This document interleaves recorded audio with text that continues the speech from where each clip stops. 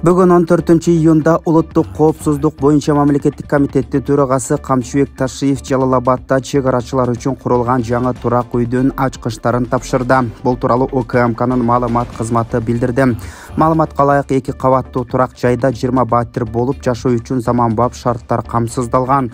Балдар ойночу аянтча, спорт залы, футбол аянтчасы жана башка тийиштүү шарттардын баары каралган.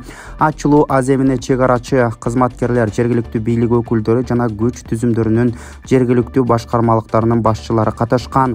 Камчыбек Ташиев сөз сүйлөп, мамлекет жетекчилиги тарабынан кыргыз армиясы үчүн анын ичинде чек ара кызматын күчтөндүрүү, заманбап курал-жарак, аскердик техникалар менен камсыз кылуу, аскерлердин кызматтык жана жашоо шартын жакшыртуу багытындагы аткарылып жаткан олуттуу жумуштар тууралуу кыскача айтып өттү. Ошондой эле мындан ары Кыргызстандын ар тараптуу коопсуздугун камсыз кылуу үчүн бардык тийиштүү аракеттерди көрүү улантыларын баса белгиледи.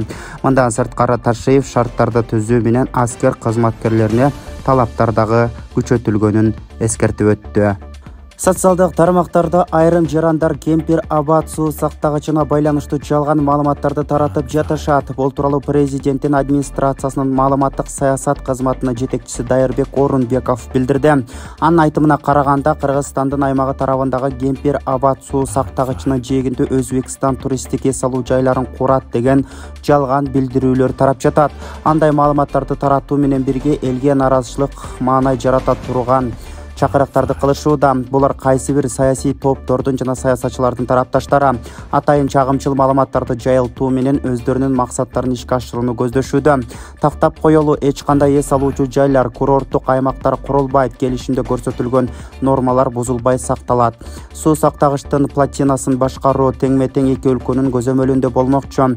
Кыргызстан тараптагы аймактын жашоочулары сууну колдонуу, сууга түшүү жана пайдалануусуна чектөө болгон жок. Андыктан элдин пикирин бузуу максатында жалган маалымат таратып жаткандарды чагымчылдык кылбоого чакырабыз деп жазган Дайырбек Орунбеков. UFC мушкери Валентина Шевченконы күйөрманы жолугушуп сейилдөөгө чакырды. Бул тууралуу чет элдик спорттук басылмалар жазып чыгышты. Маалыматка ылайык, Валентина Шевченко UFC 289 турнири өткөн Ванкуверге барып, ал жерде медиа иш-чараларга катышкан. Пресс-конференция учурунда Шевченконун эр жүрөк күйөрманы микрофонго жакындап, аны менен жолугуп сүйлөшүүнү суранган. Шевченко анын иликтүүлүгүн баалап, бирок сылык түрдө андан баш тарткан. Мен бойдокмун, бирок номурумду бере албайм деген Валентина Шевченко. Бүгін 14-июнда Кыргыз улуттук филармониясында президент Садыр Жапаровдун катышуусунда куткаруучулар күнүнө арналган салтанаттуу иш-чара өтүп жатат. Майрамдык иш-чаранын башында өлкө башчы Садыр Жапаров өзгөчө кырдаал кызматкерлеринин кесиптик майрамы менен куттуктады. Өзгөчө кырдаал кызматкерлери, сиздерди бүгүнкү кесиптик майрамыңыздар менен чын жүрөктөн куттуктайбыз. Бүгүнкү күндө сиздер да кызматыңыздарды мыкты деңгээлде алып барып жатасыздар. Сиздердин ишиңиздер ары оор, ары түйшүктүү. Өзүңүздөрдүн мыкты экениңиздерди Туркия мамлекетинде болгон зилзалада көрсөттүңүздөр, деди өлкө башчы.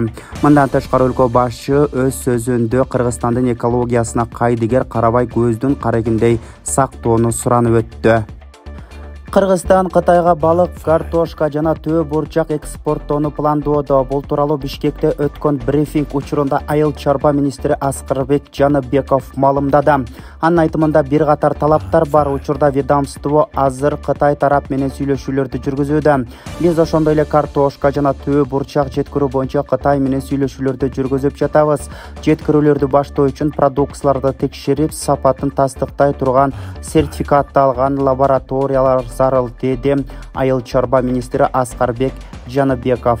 Манчестер Юнайтед футболдук клубу катардык Шейх Хамад бин Жасим бин Жабар Аль Таниге сатылат. Бул тууралуу Катардын Аль Ватан басылмасы жазып чыкты. Маалыматка караганда, клубдун ээси катары белгилүү америкалык Глейзер ишкерлер үй бүлөсү 5 жолку сүйлөшүүдөн кийин Манчестер Юнайтедди сатууга макулдугун берген. Ал эми расмий маалымат англиялык клуб жакын арада кабарлай турганы айтылат. Ошондой эле клубдун баасы 6-7 миллиард фунт стерлингге бааланып жатканы маалымдады. Эске салсак, Манчестер Юнайтед клубу Англиядагы беделдүү клубтардын бири. Анда Криштиану Роналду, Дэвид Бекхэм сыяктуу атактуу футболчулар оюн көрсөткөн. Орусиянын Иркутск облусунун Братск шаарында 30га жакын адам шаурмадан ууланышты. Бул тууралуу Орусиянын жергиликтүү басылмалары жазышууда. Маалыматка караганда жабырлануучулардын баары Киров көчөсүндө жайгашкан тез татым даярдоочу жайынан шаурма жешкен. Учурда жабырлануучулардын айрымдары шаардык инфекциялык ооруканасына, ал эми жабыркаган балдар клиникага жаткырылды. Алардын абалы орто жана оор деп бааланууда. Ал эми жабыркагандардын 19-у үйүндө дарыланышууда. Маалым болгондой, буга чейин бул мекемеде уулануу фактылары катталган. Андан кийин Роспотребнадзор аны текшерип, бирок эч кандай мыйзам бузуу тапкан эмес. Учурда тиешелүү органдар тарабынан териштирүү иштери улантылууда. Урматтуу мекендештер, сиз чек арага ишеничтүү барууну, жегерде чыкты жазап таза документ менен жүрүүнү кааласаңыз, анда ишеничтүү айдоочу Мухиддин кызматта. Ортомчусуз до конца чек арага өз алып кирип алып чыгат. Заманбап комфорт машинада жылуу жумшак барып келесиз. Ак кеме же Москвардан келдим десеңиз, бекер кара тизмеден текшерип документке жардам берет. 24 саат WhatsApp жана байланыш +8 926 213 0060 +8 965 402 93 Мухиддин.